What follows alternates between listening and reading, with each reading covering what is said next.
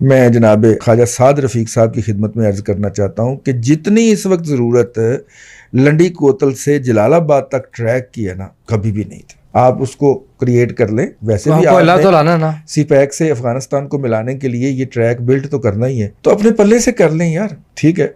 वैसे भी मेरा मतलब है आप ये कर लें, आपकी गुजरांवाला कैंट से या राहवाली से बियोंड जो है ना वो रेलवे की निकल आएगी, वाइबिलिटी निकल आएगी। क्योंकि इस वक्त लम्हा मौजूद में जैसे ही पाकिस्तान की कोई भी ट्रेन राहवाली क्रॉस करती है ना, जिसको हम गुजरांवाला कैंट भी कह सकते हैं, उसकी वाइबिलिटी मुक जाती है, वो लॉस में चली जाती, उसके बाद वो प्रॉफिट में रह ही नहीं सकती।